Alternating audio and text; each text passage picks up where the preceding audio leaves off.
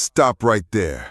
If Hendrick's is your daily sipper, I have bad news. Your palate is shot. It's dead last on this list. I'm ranking 11 gins, and the winner is a complex beast that makes everything else taste like tap water. I'm gonna dismantle your favorite brands piece by piece. Agree or disagree? Let me know below and hit subscribe to stay in the loop. 11. Hendrick's Gin. Let's address the elephant in the room. William Grant & Sons launched this in '99 as a quirky Scottish gin. Genius marketing. Terrible liquor. Here's the reality. Hendrick's is gin for people who are terrified of the taste of alcohol. They use a Carter head still to gently infuse cucumber and rose petals because they don't want to challenge you. They want to coddle you. It's the basic bitch starter pack of 2025. I see this bottle plaguing bachelorette parties, always drowning in tonic to hide the fact that it has no backbone. The taste? Pour it neat and it's pathetic. It doesn't burn, it whimpers. You get this slimy, vegetal coating on your tongue that tastes like day-old spa water mixed with chemical. Potpourri. There is no juniper punch. It's limp. They move 600,000 cases a year by selling you a vibe, not a spirit. You're paying $40 for the apothecary bottle, not the juice inside. You think wasting $40 is bad? Wait till you see the Hollywood scam at number 10 that sold for $600 million. 10. Aviation Gin. You are literally swallowing Ryan Reynolds' ego every time you buy this. You aren't funding a craft distillery. You're paying for another terrible Netflix movie. Diego brought this brand for $600 million. Let that sink in. Do you think that valuation was based on the liquid? Nah. It was based on your gullibility. They call it New Western style. I call it a chemical spill. They dialed back the juniper so much that the other botanicals started a riot. The taste? It's a train wreck. The lavender note is so aggressive, it tastes like you accidentally licked a bar of cheap motel soap. Then the sarsaparilla hits you with this cloying, medicinal rot that clings to your throat like phlegm. It's unbalanced, metallic, and finishes with the taste of aluminum coins and regret. Says celebrity tax bottle. Stop drinking marketing and learn what real gin tastes like. If you think celebrity gin is a joke, wait till we get to the blue bottle that's been lying to you for 30 years. 9. Bombay Sapphire. That iconic blue bottle? That is the only thing worth a damn in this entire production. The glass is beautiful. The liquid inside is industrial solvent. Bombay is the spineless middle manager of the gin world. It's timid, it's weak, and it exists to offend nobody while impressing nobody. It's the airport lounge special. Drink by people who have given up on life. Technically, they use vapor infusion with 10 botanicals to make it lighter. In reality, they just castrated it. The taste? At 47%, it should have a kick. Instead, it tastes like metallic ethanol cut with lemon-scented window cleaner. The mouthfeel is watery and thin, sliding over your tongue like cold grease. There is no warmth, just a sharp, stinging alcohol burn that vanishes instantly, leaving a ghost of coriander and a metallic aftertaste like licking a 9-volt battery. It's botanical vodka for people who are scared of flavor. 4.4 million cases of mediocrity. Bored yet? Good, because number 8 is trying way too hard to be interesting, and it's a total disaster. 8.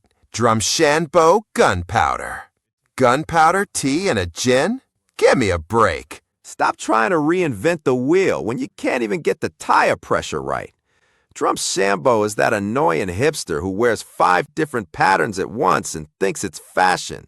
It's chaotic, screaming for attention, and completely confused. They use vapor infusion for some botanicals, maceration for others, blending 12 ingredients, including Chinese gunpowder tea, star anise, and kaffir lime. It sounds exotic. It tastes like a bar fight. The taste? It's a sensory assault. That tea note brings a smoky bitterness that clashes with The citrus like a car crash. The star anise fights the juniper to the death. It tastes like someone dumped a bag of dusty potpourri into a smoker. It's dry, jagged, and cluttered. It's a $45 experiment that failed. Creativity without discipline is just a mess. Like, sub, and drop a comment if you're vibing with the content. 7. Beefeater.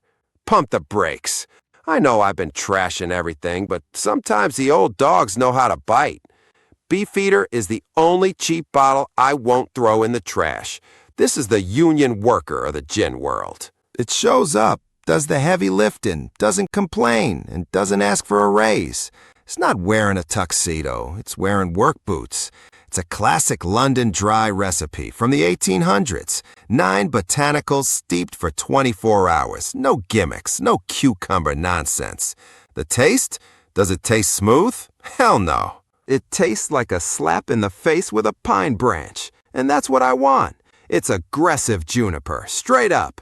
It hits your palate with a wall of pine needles and lemon zest. It's oily, it's hot, and it burns on the way down like liquid sandpaper. But honest sandpaper. For $20, it's the 3-minute best education you can buy. It's honest work. Beefeater is the worker, but if you have a few more dollars, let me introduce you to the tank. 6. Tanqueray. Efficiency is the name of the game, and Tanqueray is the most efficient delivery system for juniper on the planet. While everyone else is cramming 15 exotic ingredients to be special, Tanqueray said, screw it, we'll just do 4 botanicals perfectly. Juniper, coriander, angelica, licorice. That's it. It's a monolith. It dominates high-volume bars because it works. It's built for total domination. The taste. At 47.3% ABV, this thing has torque. It doesn't apologize. The juniper is so concentrated, it feels like a pine cone exploding in your sinuses. It's a sledgehammer. The coriander creates a sharp, citrusy spike that pierces right through the alcohol burn. It coats your mouth with an oily resonance that lasts for minutes. It's not smooth, it's structural. It tastes like cold steel and pine forests. Maximum ROI on flavor. It beats bottles twice the price by simply doing less, better. Now, let's leave the West and see how the masters of precision do. It in the East. 5. Roku Japanese gin. While the British are still banging rocks together, the Japanese have turned gin making into a martial art. Suntory launched this in 2017. They use 6 Japanese botanicals, sakura, yuzu, tea, pepper, and distill each group separately in different stills. Pot stills for depth, vacuum stills for delicate flowers. That is obsessive attention to detail. Roku is the silent assassin in a room full of loud drunks. It doesn't scream, it whispers, and then it cuts your head off. The taste? The texture is what gets you. It's like drinking silk. But don't get comfortable. The yuzu peel slices through the palate like a razor blade, sharp, acidic, and blindingly bright. Then comes the sansho pepper, leaving a numbing, electric tingle on the tip of your tongue, like licking a battery wrapped in velvet. It's haunting. It's under $40, which is a theft. It makes Bombay Sapphire look like toilet water. But what if you want a gin made by the guys who actually serve the drinks? 4. Ford's Gin. Finally, a bottle that wasn't designed by a marketing team, but by the guys in the trenches. Master distiller Charles Maxwell created this specifically for cocktails. The botanical ratios are calibrated to work, not just show off. Higher juniper, more coriander, more angelica to hold the structure. This is the Swiss Army knife in a leather jacket. You won't find this in a club with sparklers. You find this in the speakeasies where the bartender has tattoos on his neck and knows how to make a real martini. The taste? This is an oil slick in the best possible way. The viscosity is thick. It hits with a heavy thud of juniper. But then the jasmine and coriander come in like a 1-2 punch. It's savory. It tastes like wet earth and dried roots. It stands up to vermouth. It stands up to Campari. It stands up to anything. It grips your tongue and refuses to let go. Underrated, underpriced, and absolutely lethal. Now, let's go to an island where the weather tries to kill you and the gin tastes like it. Enjoyed the video? Smash that like button and sub so you never miss a drop. 3. The Botanist. 22 botanicals? Usually I'd call that a mess. But when you forage them from a windswept island in Islay, Scotland, I shut my mouth and listen. The Botanist is distilled at Bruick Lotic in a funky Loman still they call Ugly Betty. They run it slow, simmering the spirit for 17 hours to extract flavors without the burn. This isn't a drink, it's a landscape.